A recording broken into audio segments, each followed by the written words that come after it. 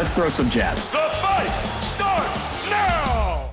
All right, Sergio, Regis Prograis successfully defended his 140-pound title in a lackluster win over Danielito Zorrilla on Saturday. Afterwards, Prograis admitted he had a lot to work on. Take a listen.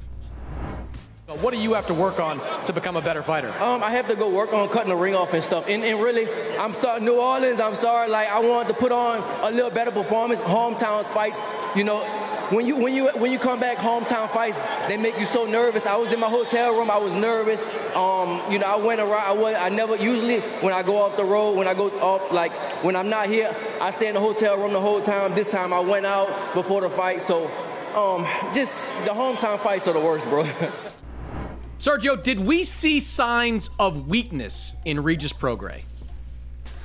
No, we didn't. We saw a champion struggle with two key factors that happen to a lot of champions, man. It's a late replacement and a wrong style matchup and the hometown curse. I say it all the time. I know I said three things there, but yeah, the hometown curse is always going to be a problem for champions. You know, a late replacement opponent is always going to be a problem with champions. We saw with Katie Taylor and Chantel Cameron, the much awaited hometown return of Katie Taylor. It didn't go her way. What else happened? It was a late replacement. Same thing with Anthony Joshua with Big Baby Miller. In comes in Andy Ruiz. The rest is history. Late replacements and hometown fights are just, it's not what fighters are accustomed to. We're accustomed to being the visitor. We're accustomed to being away, a little nervous energy. We don't want that excitement. We don't want to have all the people asking for tickets, all the press that we have to do. There's so many things, so much stress that goes into a hometown fight. It's just the worst. And then the fighting has to come in the end. So it wasn't it wasn't disappointing. It wasn't the fact that Prograis is not the goods. He is a champion. He got the win. It wasn't the best win. It wasn't pretty. It was a close split decision. But on to the next one. Yeah, I don't think there was any weakness in Prograis. When I was watching that fight, I started to get a little bit of deja vu. I started to think about the Teofimo Lopez-Sandor Martin fight, because that fight that Zorrilla fought was a lot like the fight Sandor Martin fought, where he was moving all the time. He was trying to steal rounds with the occasional flurry.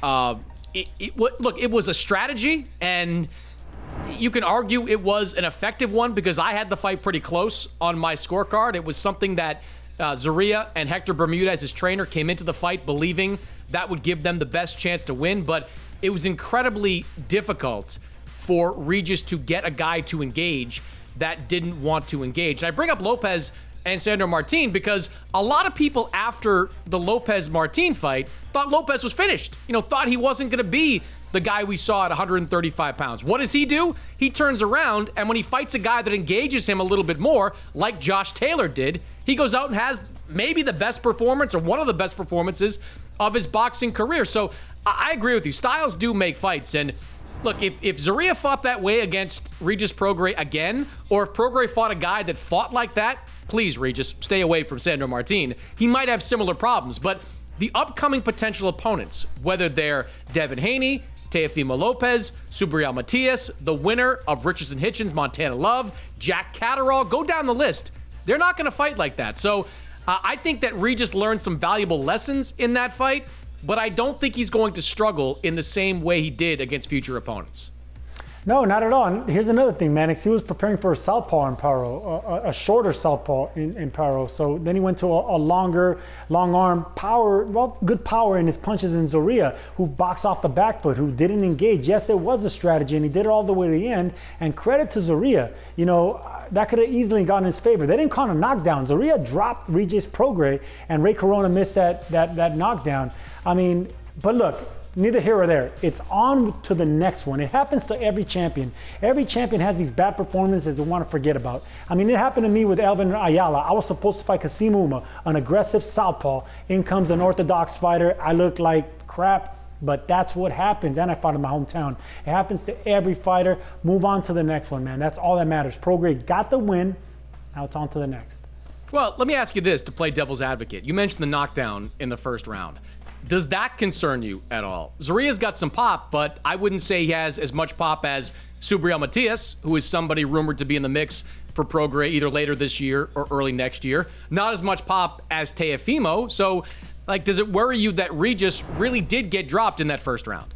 No, it doesn't, because Zorrilla does have lanky power. Not only that, man, except he only fought a couple of months ago. He was active. He came off a first-round knockout just, 2-3 months before that. He was active. He was a wrong style matchup. He was motivated, and he was in shape. So it was everything was aligned for Zorrilla to have a good night.